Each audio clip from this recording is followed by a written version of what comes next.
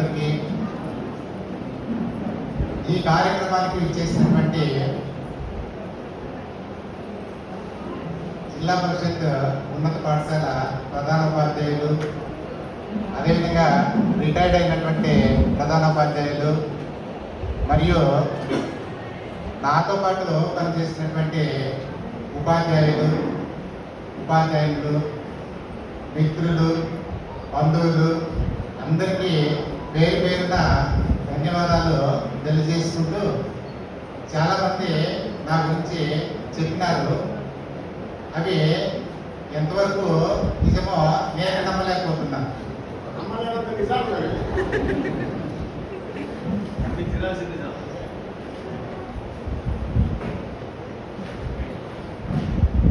ఏమైతేనేమి నేను ఈ ఉపాధ్యాయ వృత్తిలోకి రావడానికి ఒకే ఒక ప్రధాన కారణం, మా తండ్రి గారు మేమున్నటువంటి కుగ్రామంలో పాఠశాల లేదు. పాఠశాలకు పోవాలంటే పొద్దున్న 2 కిలోమీటర్లు దాటి, అది అడవులు, చిట్టడవులు, కొండలు అన్నీ ఉన్నాయి 2 కిలోమీటర్లోని. అవి దాటి పోవాలి, అక్కడి నుండి మళ్ళీ రావాలి. మేము పోలేదు. అది చూసి మా నాన్న, ఈ గ్రామంలో ఉంటే పిల్లలు చదువు లేకుండా అయిపోతారు కాబట్టి ఏ గ్రామంలో అయితే, ఏ ఊళ్ళో అయితే బాగా విద్యావకాశాలు ఉన్నాయి ఆ ఊరికి పోవాలని ముదిగుప్పు గ్రామానికి వచ్చేసి సెటిల్ కావడం జరిగింది.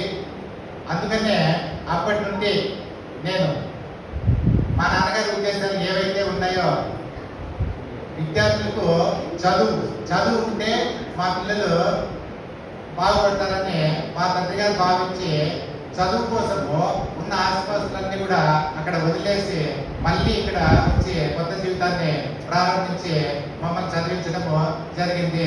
చాలా ఇబ్బందులకు గురై మేము చదువుకున్న మా ఇబ్బందుల పరిస్థితుల్లో కూడా చదువుకోవాలి. మరి మేము చదువుకొని ఈరోజు ఉపాధ్యాయుని అయినాను అని అంటే మా తల్లిదండ్రుల కృషి. మరి నేను ఉపాధ్యాయుని అయినాను అని అంటే మరి మా తండ్రి గారు చదువుకోవాలని ఏ విధంగా ఆశలు పెట్టుకున్నారు, అదేవిధంగా నా దగ్గర చదువుకున్నటువంటి, నేను పనిచేసే పాఠశాలలో చదువుకున్న విద్యార్థులు కూడా అదేవిధంగా నా మాదిరి కాకపోతే ఇంకా గొప్పగా అభివృద్ధి చెందాలనే ఉద్దేశంతోనే ప్రతి పాఠశాలలో కూడా నేను పనిచేయడం జరిగింది. నాకు వృత్తి ధర్మం తప్ప మిగతా వ్యాపకాలు ఏవి లేవు, ఏ అలవాట్లు కూడా లేవు. ఇవందరికీ కూడా తెలుసు. ఇక్కడ చేసినటువంటి పెద్దల్లో నేను పిలిచింది చాలా తక్కువ, కానీ ఇద్దరి ద్వారా తెలుసుకొని ఒక కార్యక్రమం ఉంది, సార్తో కార్యక్రమం ఉంది, మా అన్నతో కార్యక్రమం ఉంది, మా మిత్రులతో కార్యక్రమం ఉంది అని తెలుసుకొని నేను చెప్పకపోయినా కూడా వాళ్ళే ఇక్కడ ఏం చేసినారంటే అది నా మీద ఉన్నటువంటి అభిమానం. మీ అందరికీ, ప్రతి ఒక్కరికి మరొకసారి నమస్కారాలు తెలియజేసుకుంటున్నాను. నేను పనిచేసిన ఏ పాఠశాలలో కూడా నేను సీనియర్ దాన్ని కానీ, నేను హెడ్ మాస్టర్ దాన్ని కానీ ఏ రోజు నేను భావించలేదు. ఇప్పుడు పదవీ విరమణ కావాల్సినటువంటి ఆ పాఠశాల కూడా మండల హెడ్ క్వార్టర్ పాఠశాల, మరి దాదాపు 30 మంది అందరూ సిబ్బంది ఉన్నటువంటి అతి పెద్ద పాఠశాలలో నేను పనిచేసి పదవీ విరమణ పొందినాను. అక్కడ ఏ రోజు నేను హెడ్ మాస్టర్ అని నేను ఫీల్ కాలేదు. నేను టీచర్గానే ఉన్నాను, అందరూ కలిసి పనిచేస్తున్నామనే నేను భావించినాను తప్ప నాకేదో పదవి వచ్చిందని కానీ, నేను పెద్దదని ఏ రోజు కూడా నేను భావించలేదు. వృత్తిపరంగా అయితే నాకు తెలియని విషయాలు నాకంటే చాలా జూనియర్స్ అయినా కూడా నేను నిస్సంకోచంగా అడిగి తెలుసుకొని విద్యార్థులకు బోధించినానే తప్ప నేను ఏ విధంగా గర్వంగా ఫీల్ కాలేదు. 2.5 నెలలు కప్పదూరు మండలము తిమ్మాపురం వెళ్ళినాను. అక్కడికి పోతే హెడ్ మాస్టర్కు ఒక స్పెషల్ చైర్ ఉంది. ఆయన గతంలో పనిచేసిన హెడ్ మాస్టర్ తెప్పించుకున్నారు. ఆ చైర్ ఉంది. పోయిన వెంటనే ఏం ఈ చైర్ సపరేట్ ఉంది అంటే అది head master chair sir, master chair అని దాని పక్కన తీసేసి వెంటనే నీకు పోయిన రోజే తీసేసి చైర్ వేస్తున్నాం అందరూ. మీకు అందరికీ ఏ చేస్తుంది, నాకు కూడా అదే చైర్ ఉండాలా అని నేను దాని పక్కన తీసేసి మీరు సార్ మాస్టర్ చైర్ సార్, మీరు అక్కడే కూర్చోవాలని. నేను హెడ్ మాస్టర్ పాఠశాలకే, కానీ మీ అందరితో పాటు ఉన్నప్పుడు మీ అందరితో పాటు కలిసి కూర్చొని కలిసి మాట్లాడితేనే నాకు బాగుంటుంది. మనమందరూ ఒక్కటే. నేను పాఠశాలకు ప్రధాన ఉపాధ్యాయుడు, నా డ్యూటీ నేను చేస్తాను, మీ డ్యూటీ మీరు చేస్తారు. ఇక్కడ ఎక్కువ తక్కువ అనే భావన ఉండకూడదు అని ఆ చైర్ పక్కన పెట్టేసి అందరూ ఈక్వల్గా వేసుకొని కూర్చున్నాము. అందరూ కలిసి ఫోన్ చేసి పని చేసినాము 2.5 నెలలు. ఆ 2.5 నెలలోనే ఈరోజు కూడా ఆ మిత్రులు ఉపాధ్యాయులు అందరూ కూడా నన్ను మర్చిపోకుండా గుర్తుపెట్టుకున్నారు. వాళ్ళు కూడా నాకు గుర్తున్నారు. నేను 35 సంవత్సరాల క్రితం పనిచేసినటువంటి పాఠశాలలో విద్యార్థుల తల్లిదండ్రులు వాళ్ళు కూడా ఈ రోజు కూడా నాకు ఫోన్లో కాంటాక్ట్ ఉన్నారు. ఈ రోజు కూడా అందరూ క్షేమ సమాచారాల గురించి తెలుసుకుంటుంటాం, మాట్లాడుకుంటాము. ఆ విధంగా ప్రతి పాఠశాలలో కూడా నేను పనిచేసిన ప్రతి పాఠశాలలో కూడా గ్రామస్తులతోనైతే నేను విద్యార్థులతో అయితే అందరితో తల్లిదండ్రులతో మమేకమై పోతూ మంచిగా ఉండి నేను పని చేసుకొని రావడం జరిగింది. నేను చాలా మందికి సార్ చెప్పిన ప్రభాకర్ సార్ చాలా మందికి నేను ఎవరనే విషయము తెలియదు. ఎందుకంటే నేను స్కూల్ పోతాను, వచ్చేస్తాను, నా పని ఏమైనా ఉంటే చూసుకుంటాను, వచ్చేస్తాను, అంతేగాని వేరే విషయం నాకేమీ పట్టం. నేను మాట్లాడేది తక్కువే. ఆ మాట్లాడేది ఏదైనా కానీ నాకు అవసరమైతే మాట్లాడతాను. ఎదుటి వ్యక్తితో నేను ఎంతవరకు మాట్లాడాలో అంతవరకే మాట్లాడతాను. ఉపాధ్యాయునిగా పనిచేసినప్పుడు, ప్రధాన ఉపాధ్యాయులుగా పనిచేసినప్పుడు ఏ రోజు కూడా ఎవరో వస్తారని ఏ విధంగానో నేను భయం లేకుండా పనిచేస్తున్నాను. ఎందుకంటే నేను కష్టంగా పనిచేస్తున్నాను. ఇంకెవరు వచ్చినా నా చేతికి అంతా నేను చేస్తున్నానని చెప్పగలిగిన ధైర్యం నాకు ఉంది. కాబట్టి నేను ఏ రోజు కూడా భయపడ్డాను. మరి చివరిగా పనిచేసిన పాఠశాల, నేను రిటైర్డ్ అయినటువంటి పాఠశాల కన్నేకల్లో రామ్నగర్ ఉన్నత పాఠశాల, జిల్లా పరిషత్ ఉన్నత పాఠశాల. అక్కడ కూడా మాతో పాటు పనిచేసిన సహచర మిత్రులు, మేడం వాళ్ళందరూ కూడా 3 సంవత్సరాలు నన్ను ఒక ఇంటి పెద్దకి ఏ విధంగా గౌరవం ఇస్తారో ఆ విధంగా గౌరవం ఇస్తూ నా పని నేను చక్కగా చేసుకొని పోవడానికి కోఆపరేట్ చేస్తున్నారు. వాళ్ళందరికీ కూడా నేను ఈ సభాముఖంగా ధన్యవాదాలు తెలియజేస్తూ, నమస్కారాలు తెలియజేస్తున్నాను. వాళ్ళు ఇచ్చినటువంటి కోఆపరేషన్. మరి అక్కడ ఒక మీటింగ్ ఏదో ఏర్పాటు చేస్తాము అని అంటే ఆ వారం అంతా కూడా చివరి వరకు విపరీతమైనటువంటి పని ఉంది. అది నా సొంత పని కాదు, ప్రధాన ఉపాధ్యాయులుగా నేను ఛార్జ్ హ్యాండ్ ఓవర్ చేసే పని అది నా సొంత పని అనుకున్నాం. అది కాదు. 10th క్లాస్ రిజల్ట్ వచ్చింది, సప్లిమెంటరీ రిజల్ట్ వచ్చింది. రాసిన పిల్లలు 2 తప్ప మిగతా వాళ్ళందరూ కూడా పాస్ అయినారు. వాళ్ళకు టీసీలు ఇవాళ స్టడీస్ ఇవాళ వాళ్ళ రికార్డు కరెక్ట్గా పరిశీలించి ఇవాళ డేట్ అయిపోతుంది, అడ్మిషన్ అయిపోతుంది అని ఒత్తిడి పెడుతుంటే నేను మా సహచర ఉపాధ్యాయులందరికీ కూడా 3-4 సార్లు వచ్చి సాయంత్రం పూట సార్ హాస్టల్ చివరిలో ఏర్పాటు చేద్దాము అని అంటే నేను సున్నితంగా తిరస్కరించి విద్యార్థుల పనులన్నీ కూడా పూర్తి చేసేసిన తర్వాత మరొక రోజు జరుపుకుందామని వాళ్ళ మనసులో బాధ పెట్టినందుకు మరొకసారి క్షమించమని మిమ్మల్ని కోరుకుంటే, ఎందుకంటే ఈ రోజు ఈ విధంగా కలుసుకోవాలి. తర్వాత ఆ రోజు నేను అక్కడ ఏదైనా ఇట్లా సన్మాన సభ ఏదో ఒకటి ఏర్పాటు చేసుకున్న, 15 సభ ఏదైనా ఏర్పాటు చేసుకున్నా కూడా మాట్లాడే పరిస్థితిలో నేను లేదు. ఎందుకంటే నేను ట్రాన్స్ఫర్ అయిన పాఠశాల నుండి ట్రాన్స్ఫర్ అయ్యేది వేరే, పదవి విరమణ పొందేది వేరే.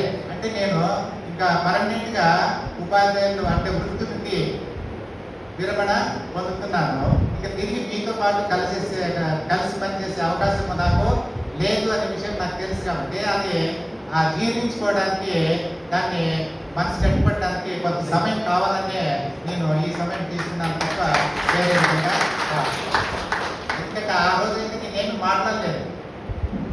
నేను బాధపడేది చూసి మరి మిగతా ఉపాధ్యాయులందరూ కూడా బాధపడతారు అనే ఉద్దేశంతో, వాళ్ళని బాధ పెట్టకూడదు అనే ఉద్దేశంతోనే నేను ఆ రోజు తిరస్కరించడం జరిగింది.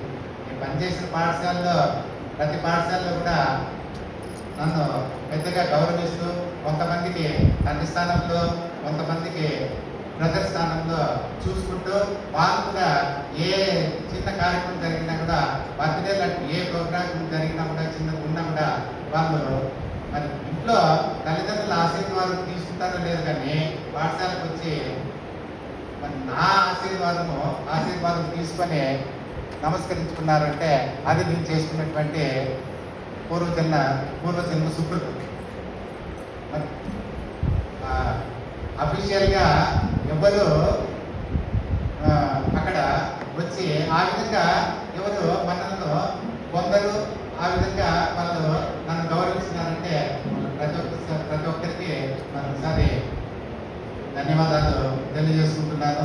ఈ ఉపాధ్యాయ వృత్తిలో 35 సంవత్సరాలుగా నేను దేవుడు ప్రార్థించేది ఉదయం ఏమి అంటే, నేను పాఠశాల విధులు సక్రమంగా నిర్వర్తించడానికి నాకు ఆరోగ్యాన్ని ప్రసాదించు స్వామి. ఆ పాఠశాల విధులు నిర్వర్తించడానికి ఏ విధంగా అనారోగ్యం కలిగేకుంటే చాలా స్వామి. రిటైర్డ్ అయిన తర్వాత నేను ఇంకా అంతకుమించి నేనేమి కోరను. అదేవిధంగా దేవుడు నా మనల్ని అందించినారు. ఆ ఆయుర ఆరోగ్య ఐశ్వర్యాలు ఇవ్వడం జరిగింది. నేను ఏ రోజు కూడా పాఠశాలకు జ్వరం వస్తుందని కానీ ఇంకొక కారణంతో కానీ ఏ రోజు పాఠశాలకు సెలవు పెట్టలేదు. ఆ సెలవు పెట్టినాను అంటే దాని నుంచి ఏదో పని, నా కూతురు పని, ఇంకోటి ఏదో పని ఉంటే సెలవు పెట్టినాను తప్ప నా అనారోగ్య కారణంగా ఏ రోజు కూడా సెలవు పెట్టలేదు. మరి ఎవరు నమ్మినా ఆ నమ్మకమైన ఇది వాస్తవము. నాకు స్కూల్లో నిద్ర వస్తానే అనే పరిస్థితి ఈరోజు లేదు. పోనీ ఇంతవరకు తల నొప్పించిందా అని అంటే, ఆ తల నొప్పిస్తానని చాలా మంది అంటారు. ఆ తల నొప్పించిందనే పదమే నాకు తెలియదు. ఆ తల నొప్పి ఎక్కడుంటుందో ఈ రోజు కూడా దేవుడు నాకు ఇవ్వలే. 35 సంవత్సరాలు ఈ ఉద్యోగాన్ని నేను నిర్వర్తించినానంటే దానికి ప్రధాన కారణము నా సహధర్మచారిని మా మేడం గారు కృషి ఉంది కాబట్టి నేను ఈ ఉద్యోగము చేయగలిగినాను, ఇన్ని మన్నలను పొందగలిగినాను. అది లేకపోతే, ఆ కృషి లేకపోతే ఈరోజు ఈ స్థానంలో నేను ఉండేవాడిని మాత్రము కాదు. మరి మా మేడం గారు ఎంతవరకు నాకు చేస్తారంటే, బ్యాగ్లో అన్ని పెట్టి బ్యాగ్ అన్ని ఇచ్చి అన్నీ నేను ఏమైనా మర్చిపోతానేమో అని బ్యాగ్లో అన్ని పెట్టి బ్యాగ్ బయటకు తీసుకొచ్చి ఇచ్చి బ్యాగ్ నా చేతికి ఇచ్చి నేను వచ్చి చెప్పు తుడుచుకుంటే ఆయన ఎక్కడ ఇబ్బంది పడతాడు అని ఉన్నట్టే అని చెప్పు పాలిష్ చేసి అక్కడ వేసి నేను పట్టుకొని సరే నీకు ఉపయోగిస్తానంటే మళ్ళీ అంతతో ఆ లిఫ్ట్ వరకు వచ్చి లిఫ్ట్ డోర్ తీసి రౌండ్ జీ నొక్కి డోర్ వేసి జాగ్రత్తగా పోయి రండి. మరి అంత సహకారం ఉంది కాబట్టి అంత సమర్థవంతంగా నా విధులు నిర్వర్తించుకోగలిగినాను. ఏ రోజు కూడా నీ పనిచేసిన 35 సంవత్సరాలుగా ఏ రోజు కూడా తనకు జ్వరం వచ్చిన ఆరోగ్యం ఏదైనా కొంచెం ఇబ్బంది కలిగినా కూడా ఏ రోజు దాన్ని లెక్క చేయకుండా 3 గంటల కంటే 4 గంటలకే లేచి క్యారియర్ చేసి ఇచ్చింది. ఎందుకు అంటే నేను బయట ఏమీ కానీ తినను, ఏమీ కానీ తాను. ఆ విషయం తనకు తెలుసు కాబట్టి మీరు తినకపోతే నేను ఇలాగ తింటానండి అని ఎంత జ్వరం వస్తున్నా కూడా ఓనుకుంటూ చేసి ఇచ్చిందే కానీ ఏ రోజు నాకు క్యారెట్ లేకుండా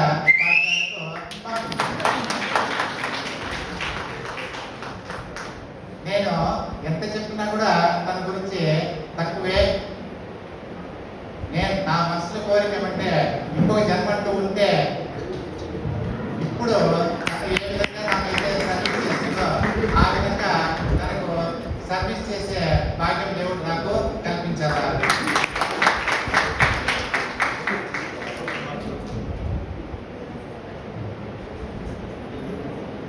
ఇంకా మాట్లాడాల్సింది చాలా ఉంది కానీ